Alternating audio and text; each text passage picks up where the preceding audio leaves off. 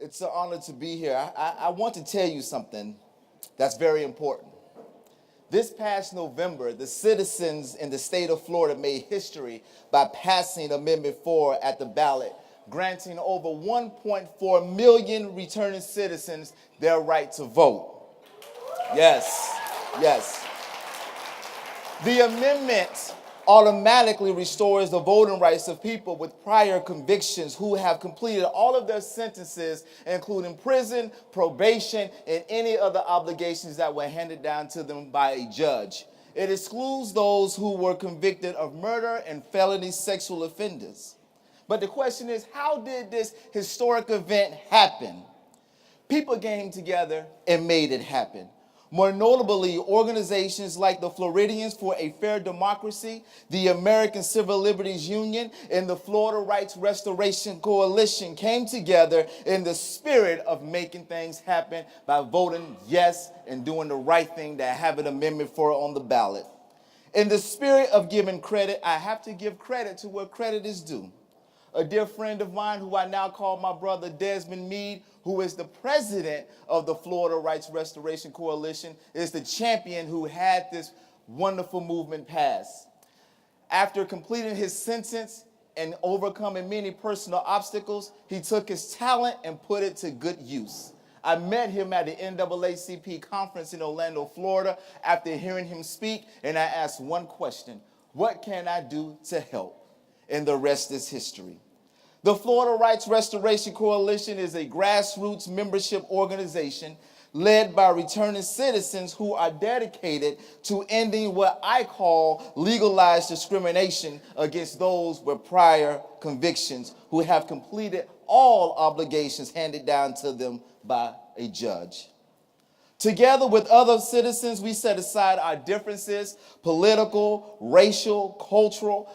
We had Democrats, Republicans, independent, people from different religious backgrounds, economical classes. We all came together, respected each other, fought for each other, and most importantly, spoke with one voice that when a debt is paid, it's paid. And by us doing that, we were able to be successful in Florida.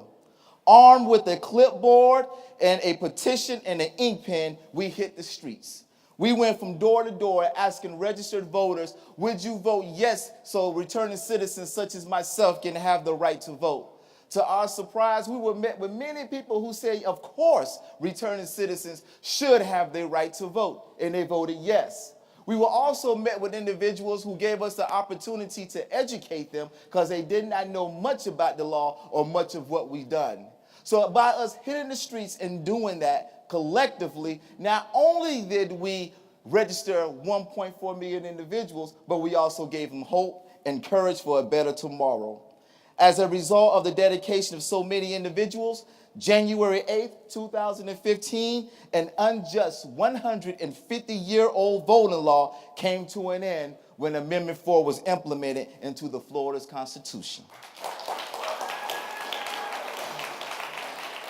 Over 1.4 million returning citizens were granted their right to register to vote.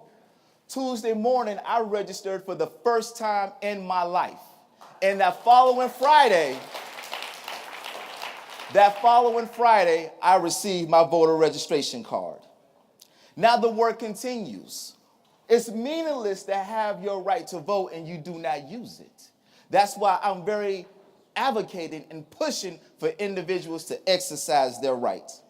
The question was asked, what could change in the state of Florida now that 1.4 million individuals have their right to vote? My answer is very simple. The state of Florida can change. The state of Florida would change because passing of Amendment 4 not only restores voting rights, it also restored the hope, the courage, and a sense of belonging to the disenfranchised. This can lead to the decline in recidivism and make for safer communities. To know that your voice matters is very important, and to know that you are accounted for is highly important. Oh, what it means to say that I have a voice that matters in the state and the community that I now live in. I'm here to tell you right now today, if you want to affect change in your community, be heard and vote your values. If you're tired of the same political song and dance, you need to be heard and vote your values. If you want Medicare for all and stricter gun laws, you need to be heard and vote your values. Let the state of Florida show the rest of the world what it means when people come together from all different backgrounds and focus on the issues with the spirit of politics over people, but most importantly, people over values within their politics. If you want to see the change in your state, be heard and vote your values. Vote your values and vote your values with boldness and strength and encourage, and let the rest of the world know that your voice matters. Thank you.